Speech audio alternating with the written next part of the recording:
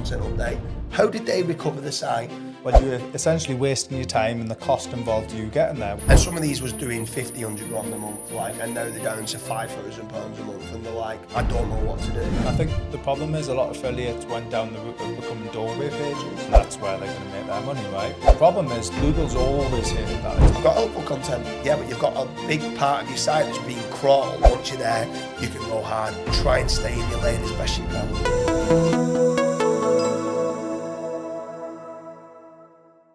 Website recovery from the helpful content update. So the HCU update came along and they've absolutely crucified a lot of affiliate sites. We've waited quite a long time to do this video because we've needed a hell of a lot of data, and it's took us a lot longer than what we thought it would. It's nearly been 12 months. In fact, it has been 12 months. Yeah, 12 months and 1 week. It has, 12 months and 1 week. And we've only just now started to see consistent signs of recoveries from the helpful content update. There's still I would say, still 97% of sites that we're tracking are still not recovered. Some of them have had partial recoveries. Some are now starting to see full recoveries. And we've been asking quite a lot of people that got hit with the helpful content update, how did they recover the site? So there isn't a one size fits all. No. And I think anyone who's watching this is not going to be, there's not a push button to recover your site from the helpful content update. But let's get started. So what's the number one thing in your opinion that you would be, someone comes along to you and says, I've been hit with the helpful content update, right? There's several different helpful content updates that come along. Probably the worst one being September in 2023 was probably the harshest I've ever seen an algorithm update come along. I think they went way too hard on a lot of good quality sites. So what are you starting to see from the test data of what you have? Yeah, so the first way I would tackle it is you should be in Search Console. If you don't have Search Console set up, set it up. And then you should be looking at your crawl stats. That's almost immediately, that's what I would be looking at is, how technically, how much HTML do I have on the page? How much JavaScript do you have loading on the page? 4 errors, 3 or 4 errors, 5 or 3 errors. All of these different errors, you want to be making sure that you're cleaning up, and then also loading the log data from the server into a server file, order like Screaming Frog's version of it, or Jet Octopus, Julia's version of it, and seeing where Google at that point, hopefully you've got the pre-existing data. You might have just been hitting March is the latest update one, but you might have been hit recently. And then seeing where the crawler is kind of visiting and seeing if there's any issues there. So let me stop you on there. It's called the helpful content update, right? Yeah. And what's quite strange is the first thing that you've spoke about, which I do completely agree with, by the way, is technical SEO. Why have they called it the helpful content update when actually you're now talking about technical terms? So I'm going to expand a little bit. I'm going to basically ask you the question as, I know the answer to it is it's the cost of information retrieval, right? Can you expand a little bit of when you're saying about this, the crawl stats, the 500 errors, the 404 errors, the double 301s, if you're in WordPress, the /1000, the /feed, all these URLs being crawled. And then like you're now saying server log analysis. Very few people in the SEO industry even speak about server logs. So setting these server logs up and loading it into Jet Octopus, for example, and then seeing how Googlebot crawls your site. When you start geeking out on stuff like this and you start understanding that the cost of information retrieval of these sites that have been hit potentially could be very high. And some people say, it's an attack against WordPress sites. And it's like, it's not just an attack against that content management system, the CMS system of WordPress. It's the fact that WordPress comes with a lot of potential problems of these URLs being crawled unless you've got certain things set up in robots.txt, in htaccess, in making certain that tags or categories can't be crawled. Even within the themes, a lot of people use free themes, and there's short links in the themes and stuff like that. So you've spoke about technical SEO, it's the helpful content update. Can you just expand a little bit on that of what I've just said with regards to the cost of information retrieval, of why it is so important? Yeah, so if you imagine, obviously, let's say you're trying to buy, I'm going to try and create a real world example here. So you're trying to buy a dog and this guy sells a certain type of dog that you want, but each time you go and visit that guy, he hasn't got the dog that you want. Well, you're essentially wasting your time and the cost involved you getting there. Well, it's essentially what you're doing to Google, right? So Google's visiting your website, it's saying, well, error. Well, it's just spent time and resources to visit your website and you've gave it an error. So it comes back later, error. It comes back later, error. And then what eventually happens is, guess what? Same that would happen with the guy trying to buy a dog off. You'll go elsewhere. So this is kind of what the search engine's doing is it's, I trust you once, I trust you twice. You know what? I don't trust you anymore. You've just given us crap. When you're saying errors, are these like 500 server errors, or are you thinking like 404 errors? It could be a whole bunch. So 301 errors, maybe it's just going to a 404 page. You can have 503 server errors where it's just timing out. There's a whole bunch of like server errors that you should just... Yeah, I mean, what I found absolutely crazy is when we started to go into this and started dig deeper, and we got like, I think there was something like 40 odd sites that got absolutely, I'm talking 90% decimation of traffic being hit. And some of these was doing 50, 100 grand a month, like, and now they're down to £5,000 a month. And they're like, I don't know what to do. And we're like, give us the site and get the server logs being set up and let's see what the hell's going on with the site, right? So they give us the crawl stats, we load it into Jet Octopus, and you load the site into Screaming Frog, and you run an audit, an HTML, the spider crawls around, 0 errors. So you think, technically my site's fine. Yeah. You go into the server logs, and there's URLs that have not been there for 3 years, or that are 301 in, and they're still being crawled. And you're like, and there's some ones that are in there that are 404s, that are still being crawled by Googlebot, right? Screaming Frog didn't crawl it. It's not internal links. It's nothing that's not there. But Googlebot is still crawling this 404 page. And on one of the sites, which was very interesting, there was something like 1,300 404s from Google, what Googlebot was crawling, that wasn't picked up with Screaming Frog, that when they loaded those into a 410, within 3 weeks of it being into a 410, Googlebot stopped crawling it. Then when you started to look then where it was crawling, it's then started crawling the rest of the site it should have been crawling. Yeah. And then the site that then, there was a cluster of articles that was well written, that was hardly being picked up. 1 or 2 of the pages was orphan pages, so the internal linking needed to be better, right? So there's like a few different bits here that you're starting to fix. But by 410 pages that wasn't even being linked to, that Googlebot was crawling, right? It then stopped them from crawling that and then started to pick up more pages. It then started to follow the pages in the internal links. You then improved the click depth and started doing all these technical aspects for a helpful content update, and you started getting recoveries. And it was like, is this a technical? Why not call it the technical update? Do you know what I mean? Right? But it's not, and I get why they call it the helpful content updates, because they see that they're crawling a page that's a 404, like the content that was on that page, it's not helpful. Yeah. So some people think helpful content, well, I've got helpful content. Yeah, but you've got a big part of your site that's being crawled that you're not even looking at with your server logs. So I used to have a half decent technical team that was running Deep Crawl, Sitebulb, and Screaming Frog, and going, yeah, we've got a technical team. And now I'm like, my technical team weren't doing anything. Well, another point is as well, alluding to what you've just mentioned, obviously Googlebot visiting URLs that are super old and you might not, it could also be you've built links in the past to those URLs. And then obviously those links, you've deleted the page, but the links are still there. So the bot might be crawling that page and then hitting a 404. Another element after that, so what I would then be suggesting is you've now fixed hopefully 404s, 410 or 301, depending on, if you've got links or not and stuff like this.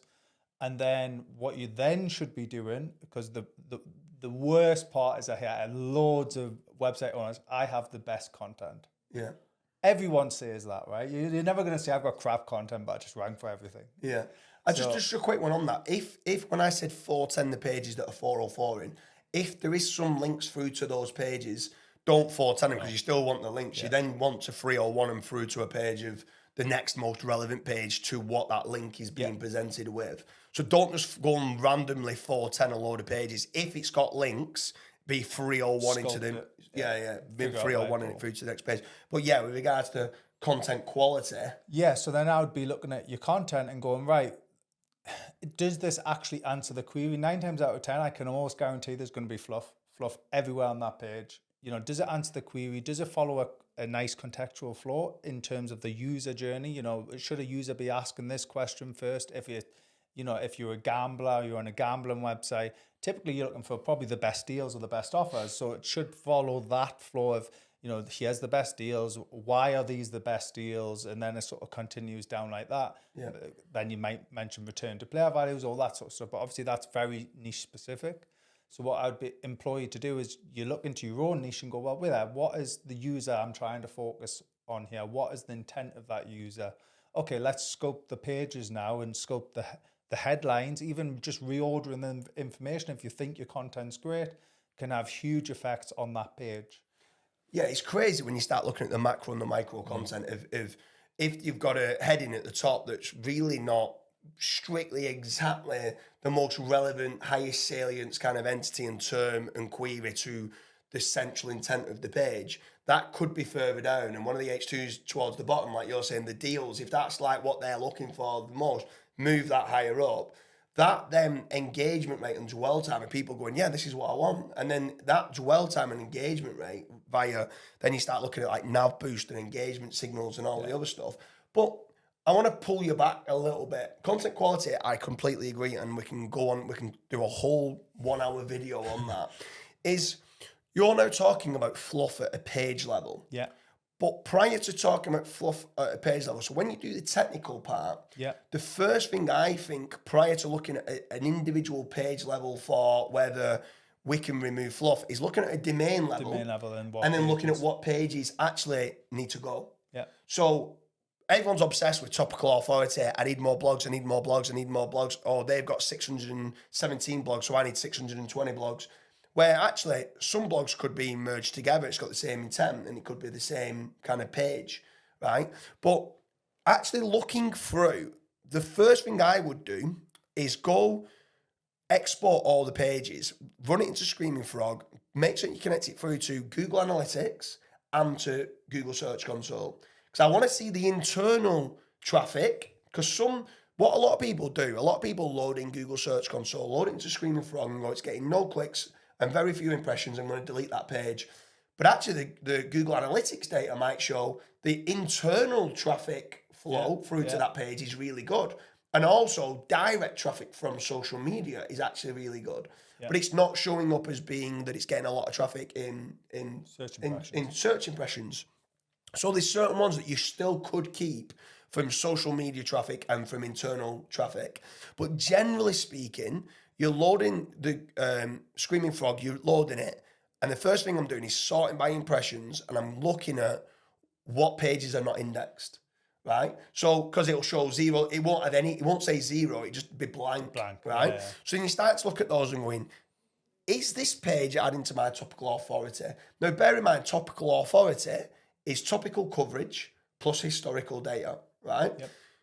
If it's not indexed, there's no historical data. Therefore, you're just doing topical coverage, not topical authority. So how do I build topical authority? That is not adding to my topical authority. No. So instead of the first thing doing it, right, just delete it and 410 it or 301 it if it's got links to it. Is this an entity? Is this a query that forms part of my topical map and semantic content network? Is this relevant to my domain source context and domain central entity? And if it is, it's not a delete, it's a complete rewrite. Yeah. Right? So at that point, then it's a rewrite and you're sorting through at a domain level what pages you're deleting, 410 in, 301 in, or rewriting. So what I would do on that front typically, because obviously you're going to have loads of pages that potentially hopefully do have traffic and things, I would be toying with whether you have to make a decision whether or not you're going to add it as a micro section on another page, which then in time, what you can then do is obviously see if that then starts getting picked up on that page and it might help that page increase.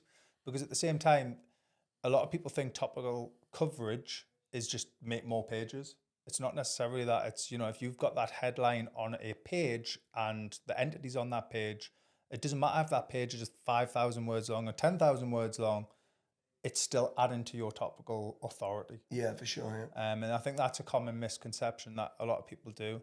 Another thing, a little slant on HCU, I think, as well, is obviously it's all about helpful content. or the helpful content update. But what you also have to remember is Google's a search engine, right? And it spends the majority of its money on indexing, crawling, and storing all of your websites. So it makes sense from a Google point of view to introduce a penalty that is basically saying, sorry, your content doesn't line or marry up with the content that we typically see users for this search query to be clicking on. And also, it's costing us a lot of money. Therefore, we're going to penalise you. Yeah, and I also think that the algorithms are not as sophisticated as what people think that they are. So I do also feel, and there's a myth, and this data doesn't show this, but I'd love to try and dig deeper into it, where there's certain people that are very, very intelligent that I look up to in the industry that I would see as being, they've built out hundreds of quality sites and ranked in some of the hardest niches that there is. And a few of them got the same conception of being that they're saying that Google are going looking at sites and they're wrapping it up going, we don't like this type of site. And if you look like that type of site, you just get brought into the mix. You become part of almost like a bad, within link building, bad link neighborhood. Yeah. Like you almost become, you look like this and we don't like this, therefore we don't like you. Yeah. So what can you do to not look like them? And one of the biggest parts that everyone talks about, and I do think that this is true, but I think there's lots of other things. I think it's about lining up all the ducks in a row. So technically doing everything that we just spoke about, deleting content that's not performing very well. But then on top of it, in a minute, we'll speak about obviously adding more pages that you might be missing in the gaps with regards to your semantic content network and topical maps. But trying to make certain that when you're looking at holistically as a whole, you're doing all things to make certain that you're doing well. And then another part which we can dig deep into is traffic diversity. Yeah. Like if you're just reliant on Google traffic and nowhere else is bringing you traffic, whether you've not got like an email list or whether you've not got a good following on Twitter or Pinterest or wherever that it is, getting that traffic diversity seems to have helped people get back. I mean, there's some out there that are saying that they've done recoveries. Again, the data, like correlation doesn't always mean causation. Started to run a lot of Reddit ads and Pinterest ads and other things, and the sites have now started to recover since they've been running ads. Now, and I'm not saying, they're running ads because it's Google ads and it recovers your site, but what I'm saying is the traffic that's coming through is helping them going, I mean, there's quite a lot of impressions here, and whether it's nav boost or whatever people want to call it, dwell time, average pages being visited, whatever it is, trying to get more pages, more dwell time, more traffic through to that site is then seems to be a big factor. I know Kyle Roof mentioned a test that he did once, and it was running Google ads to pages, and he would inherently see an increase in rankings within just a short space of time to those pages. Now, in my head, that would make sense because if you think you're getting the user input straight away, you're getting user metrics very quickly then. So it would make sense that somehow those two algorithms talk to each other and say, well, actually, this content seems to respond really well for this ad. It should probably rank higher. Yeah. That would just make sense. So many people talk about blogging and they go, how many blogs do I need to do a week? And it's just like, well, it depends on the niche. It depends on what you've got at present. And we just spoke about content pruning. So we're talking like deleting pages that are not performing because of the cost of information retrieval. But let's talk about new articles, right? Because should we be writing new articles at the same time as deleting? Should we delete and then start writing? Because for us, we found from the data that we want to fill the gaps as soon as possible, but we also want to bring the cost of information retrieval down as well. So some are asking, do I delete first and then wait to write? I mean, for me, I'm like, no, just fix everything as quickly as possible. Fix the gaps in the content that you don't have, but be deleting the stuff that's not working and almost be replacing the crap with good and make certain it's quality over quantity. What's your thoughts on filling in the gaps and topical kind of getting a good quality topical map and a semantic content network and understanding where you're missing and trying to cover that? So I would say just don't overthink it. Just kind of start deleting, like you were saying, and start writing as much as you can, as quick as possible, because a lot of it's all about, obviously, you want in the search engine, it'll be revisiting the site as you're doing 410s, and you might be requesting crawls within Search Console, stuff like that, so it picks it up quicker. As you're doing that, it's then visiting the site, visiting the pages again. And if you're on the fly updating pages as you go, it's kind of going, oh, we're there, this has been refreshed, this has been refreshed. And it's starting to see that sort of, obviously there's a section within the crawl stats which mentions refresh rate and discovery rate. Obviously discovery being new content being discovered, refresh being old content being updated. Now, to be able to trigger that refresh rate, you won't trigger that by just changing one headline on the page. It has to be quite a big chunk of the content and things like that on the page where it goes, whoa, this is completely different to what we have stored in our archive of this page. When you start doing that, it almost becomes a bit of a snowball effect. At the same time as editing old pages, I would be trying to also maximize on publishing, 10 pages at a time, like try and publish them all of a similar frequency time, but also randomize it. So like you might just publish 10 pages tomorrow because you've been working on them, but then don't do 10 pages the next day at the same time, and just randomize it, because you want to try and inspire the bot to have to sporadically come back to the website. And obviously when you've been hit by HCU, the bot will be visiting your website a hell of a lot less. So you have to be making big changes to encourage it to come back. Yeah, so talking about that, and what I'm going to do is I'm going to rhyme off now a few of these helpful content update kind of projects that people have come back with that's shown us results on it. I apologize, I'm not going to give the domains, but I'm going to go through these 5 and you tell me which one you think is the most kind of like, well, I think they're all intriguing for how some of them have managed to get it back. So when you then spoke about like big changes, one of them was talking about they redesigned the homepage, right? Yeah. They removed all they had affiliate links on the homepage. They removed all affiliate links off the homepage, because then when they started to understand and dig deep of who the user is, how can they send them through to an affiliate link when they don't even know who the person is yet, right? Yeah. So instead of that, what they're trying to do is they put a quiz on the homepage, like a multi-step quiz, but then they also had deep links like, if you're looking for this, go here. If you're looking for that, go here. And they did no affiliate links on the home, and also what it did was deep link down to further pages. We could have the affiliate. Right? Which is obviously a big change. It's on the homepage. They felt that the inner pages was good enough of what they had, but they was filled with affiliate links on the home. And I don't know whether that's because now there was outbound linking through to loads of affiliates, and now they're passing more power down to the category pages and the main money pages.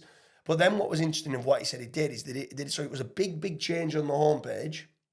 They changed the nav bar. They limited the amount of internal links on the nav bar because it was like a big mega menu, right? And then what he said he did he did a digital PR campaign, an in-depth guest post campaign, and a press release campaign all at the same time. Because what it did was it gave a big spike, right? And he said the press release that he did was about new agency coming in that helped him with a brand new design, completely changed the way that they're doing it. They completely can change the internal systems. And I'm not saying that Google has gone and read that, they've done a new web design, but that influx has probably caused enough for Google to go, we need to come and rescore and revisit this site to see whether it was. Because we've seen certain people go and follow this route of doing a redesign. Some of them have changed the theme. Some of them have been changing from a technical standpoint, which we spoke about at the start, that certain themes are going to like internal linking to pages that shouldn't be and stuff like that. But it didn't seem to trigger them to come and do a rescore. But this velocity of quick links has managed to come and rescore it. What's your thoughts on that? Yeah, that's a very similar concept to what we just mentioned about the content. Obviously, with the resculpting, I think the problem is a lot of affiliates went down the route of becoming doorway pages, where essentially they would just set up, get the user on, get them to click off as soon as possible, and that's where they're going to make their money, right? But the problem is Google's always hated that. It's hated that since day dot. It wants people who are landing on the website and potentially, getting the answer that they require and staying on that website for a little bit, rather than potentially clicking back to the SERP or clicking off to another website, which might then lead the user back to the SERP anyway. So I think that's fundamental, is affiliates changing their whole stance on, actually offering value to the end user before there's a click through.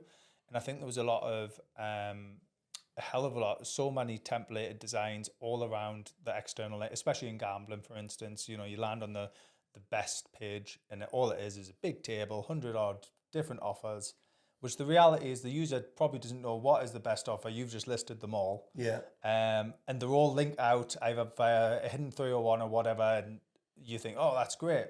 Is it though? Let's think from a user point of view. Whereas now I think if you've then linked them through to this is the offer for Paddy Power, and then you click through and it goes to the Paddy Power page on your site, which mentions for the user context as well, it mentions why you've selected Paddy Power as the best, why it's the best offer, what are the terms of the offer, all of these sort of intricate details before you get into that sort of, right, click through if you want the offer sort of style, is offering more value, it's increasing dwell times, and then it's just having, more pages being visited and stuff exactly. like that. Let's move on to the next one. So the next one is completely away from doing an influx of links. It was the one that we actually mentioned where there was no crawl errors in Screaming Frog, right, but there was lots of 404 errors being crawled via Googlebot, and he did the 410. He just literally improved the internal linking and 410 a load of pages that was not even being crawled according to Screaming Frog, but Googlebot was crawling it. Then had the category section that wasn't really being crawled very often, and some of them was orphan pages. So via the internal linking and then 410ing a load of pages that was being thing, boom. It was mainly the category that wasn't really even being picked up properly. There was index, but there's not really getting any. Probably page rank distribution wasn't very good. Internal linking and 410ing pages via server logs. What's your thoughts on that one? Super important. Obviously, server log's going to tell you exactly how the crawler's in dealing with your website, where it's getting stuck, where to revisit them multiple times. I know a common one that we've just been hit with recently is there's a one called ads.txt. Now, natively, a WordPress site and most websites won't have an ads.txt file, so it's just spamming 404s in your server logs. Now, all you have to do to fix that is create a blank ads.txt, and then it moves on. But all it does is it keeps on revisiting because you should have that page. But actually, all it is, for people who don't know, ads.txt is basically just you saying where you're advertising, essentially, what platforms you're advertising on and things like that. 9 times out of 10, usually it's for AdSense, stuff like this. Media buying, AdSense. Two more. One of them deleted 60% of the content, 60% of the articles. So he had 1,500 sites, 1,500 pages on there, and deleted 60% of the site and seen jumps. So he deleted 60% of his site, did no new links. No, didn't really change. When he's deleting them, if they've got links, he's 301 in them and stuff. If they're not any links, he's 410 in them. Deleted 60% of his site and seen a jump. If that's not telling you the cost of information retrieval is important, you've just lost 60% so-called of your topical authority and you've jumped up. It's just another way of someone being able. And the reason why I wanted to show these is because there isn't a one-size-fits-all. The amount of people that come to you saying, "Hi, Carl, can you do me doing the link surge?" And that's fine. Or saying, "Oh yeah, not a problem. We can do your press release and we can do your guest posts and stuff like that." But the truth of the matter is, if they've not lined everything else up, got the ducks in a row, it's just you can't do it. You've got to be looking technically. Server logs. We make nothing out of saying this. We don't make it. We don't have a server log business. Do you know what I mean? Yet. Yeah.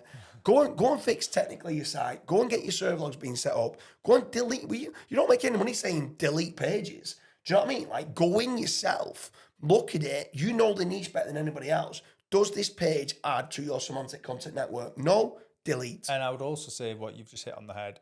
If you don't know the niche better than anyone else, then you need to get to know the niche, because that's also, I think, a fundamental flaw and error in a lot of affiliates is they just, that has high search volume. Bam.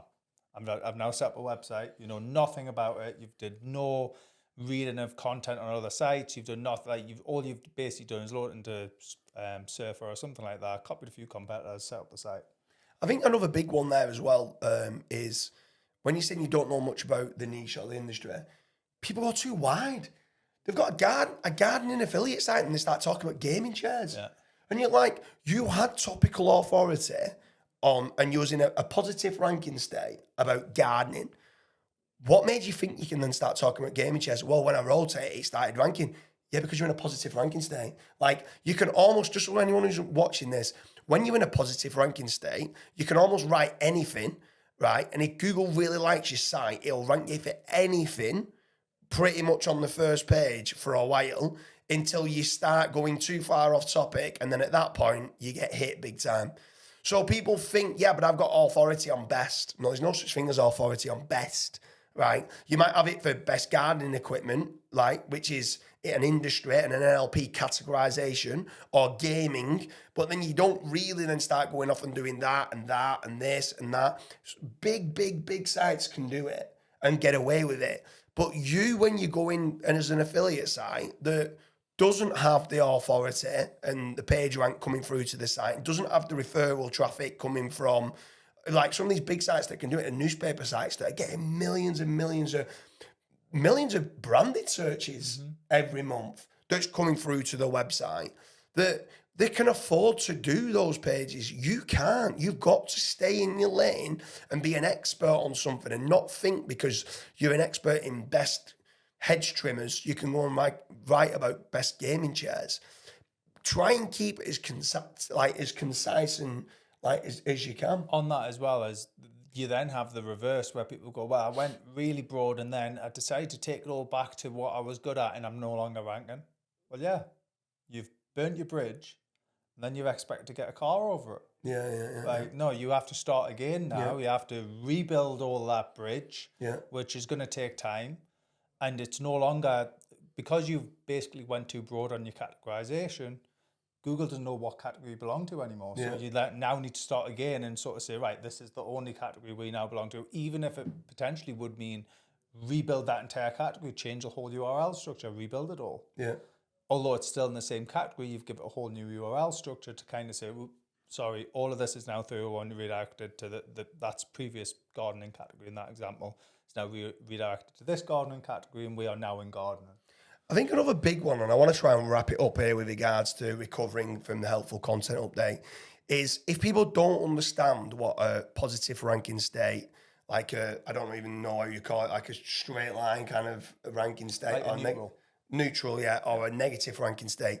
You need to start understanding that the way a lot of the time you can be doing something great, and if you're not seeing the results, it's because you need to wait until the next core algorithm update. And really only at the next core algorithm update can you start changing your ranking state. And what I've started to realize, and it's been very frustrating for myself when I've been trying to recover some sites because I'm very impatient. He's impatient, that's the problem. Very impatient, is that when you're in a negative ranking state, you can't just go and then just go boom and back. And you generally start with negative ranking state. You've got to keep doing things right, deleting the content, sorting the technical out. And then the next core algorithm update, you might then be able to get back into a neutral ranking state. Then you're in a neutral ranking state and you might be going up slightly, a little bit, nowhere near as much as you'd like, especially for me who's very impatient. But then it can be flatline. It can be like a hockey stick, because then the next core algorithm update, all the things that you've been doing well over the last 8 and 9 months, then after the neutral ranking state can go boom, positive ranking state. And then almost whatever you do in the positive ranking state works. And you can then go broad. I'm not saying to do this, but you can go really broad. But if you go really broad again, you're then probably going to get hit again. So just try and stay in your lane, but then cover the topic as an entirety. When you're in a positive ranking state, you can go pretty hard on your content in covering different topics, news articles, and all this, and you will start jumping. Like it almost like it gives you an artificial boost when you're in a positive ranking state, probably higher than where you should be.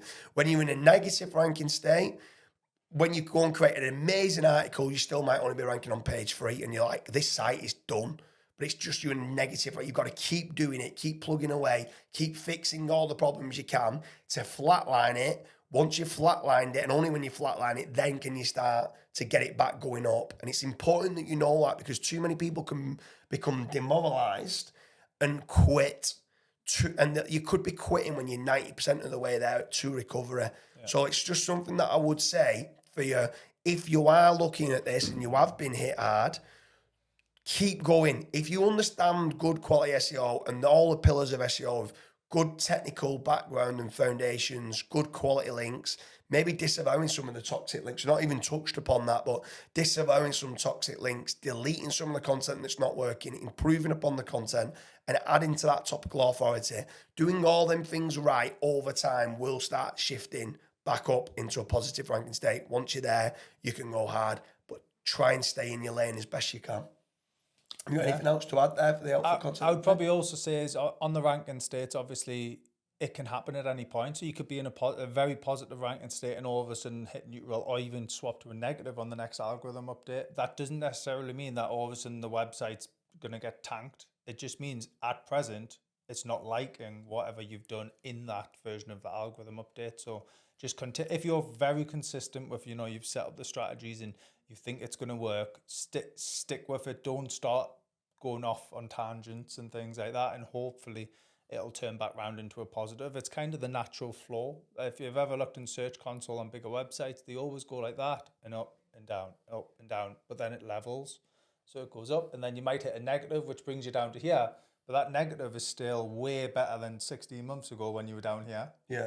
And now you're here as a negative ranking state, and then you work on it again and it sort of levels to it. One other thing as well is go and get yourself some decent mentors. If you have been hit hard and you don't understand why, and you're pretty certain you're going, James, I don't know anything about server logs, don't come to me because technically I'm retarded, right? So do not come to me about anything related to technical SEO. But if you was struggling with technical SEO, go and try and find who the best person is, right, in the SEO industry at technical, and go and ask for an hour of the time. If it's $500, go and spend $500 because you're going to learn from it and you're going to fix your site and any other sites that you build technically. If it's you don't know what good quality content is, so semantic triples, semantic content networks, topical authority, how do you do that correctly? How should you know whether to delete an article? Maybe go and speak to Kyle Roof or Corey. Go and do Corey's course. Like some SEOs out there kind of mock it, and in my opinion, it's one of the best courses that there is out there. If you try and start understanding how linguistics and semantics work, it's great. I get nothing from saying it, but like he's an absolute genius on page. That's who I'd be going to. If you're wanting help with regards to backlinks, go and speak to someone like Carl Hudson. Carl Hudson's ranked 46 different casinos online.